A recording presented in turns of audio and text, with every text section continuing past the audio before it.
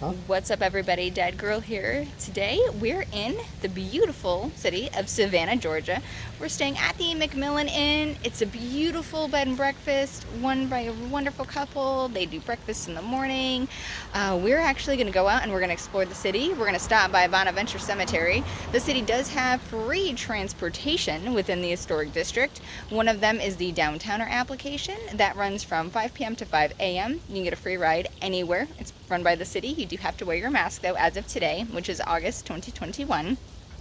They also have a bus system called the DOT that runs along this area as well, and that is also free.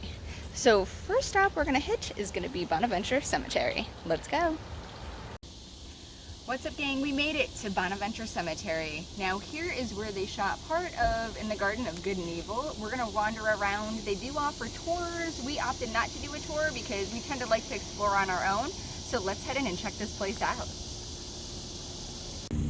So on our tour, the tour guide told us that this mausoleum here was broken into.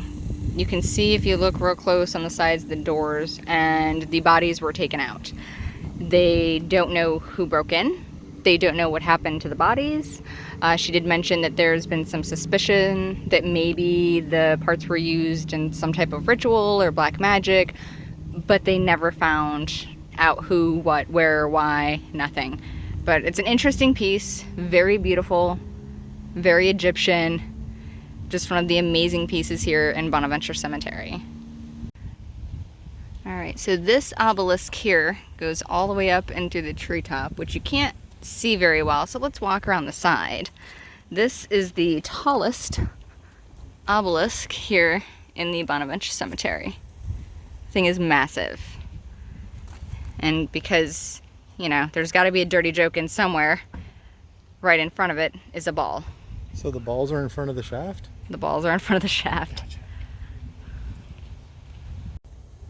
So during our tour, we learned that back in the Victorian era, the more ornate the tombstone was, the larger the stone, the larger the carvings, the more detailed, the more letters, was a status symbol. So that signified that you had a lot of money. So a lot of people back then, in the 1800s, their status in death was almost more important than their status in life. So they spent tons of money showcasing these big, beautiful resting places.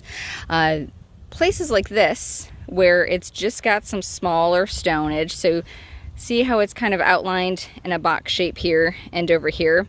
That signified that these folks did not have a lot of money. They were on the poorer side, for lack of a better term.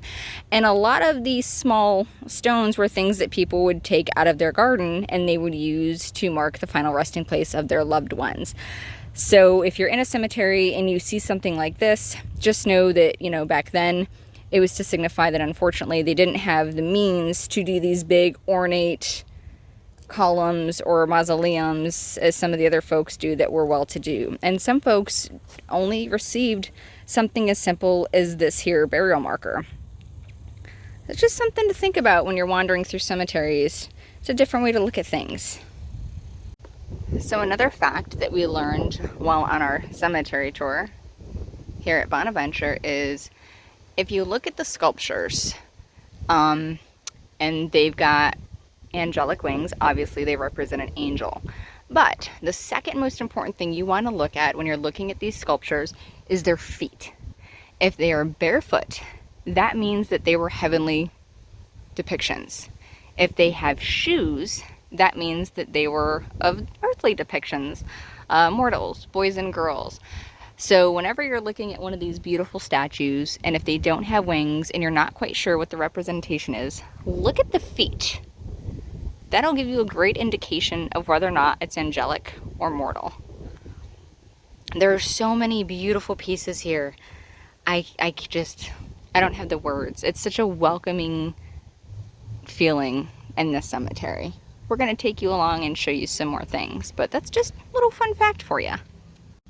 So as we're wandering through the cemetery, there was something else that we learned, the tour that we took was super informative. I highly suggest that you take one of the golf cart riding tours, very knowledgeable about many different things.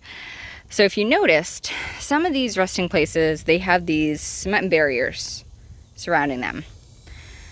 That is something that is no longer done in active cemeteries today because it's difficult on groundskeeping.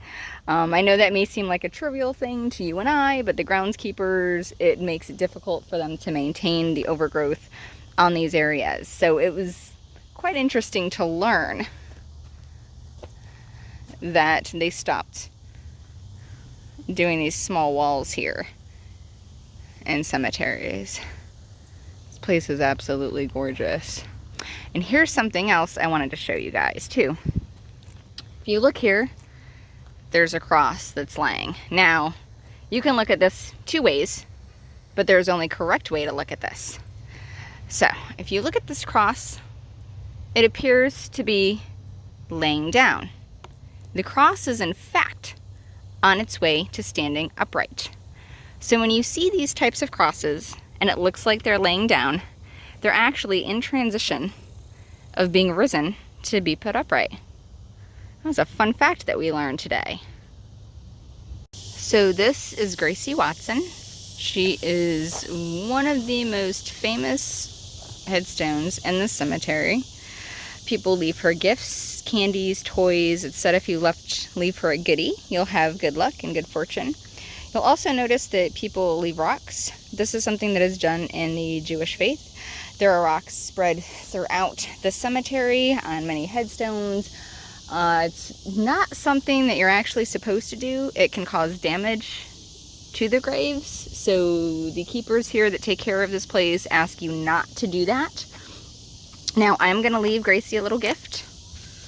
I've got some bracelets and I'm going to leave one for her. I hope that she likes it. It's a little spooky, but it's a little something from the husband and I. So we're going to give her a bracelet.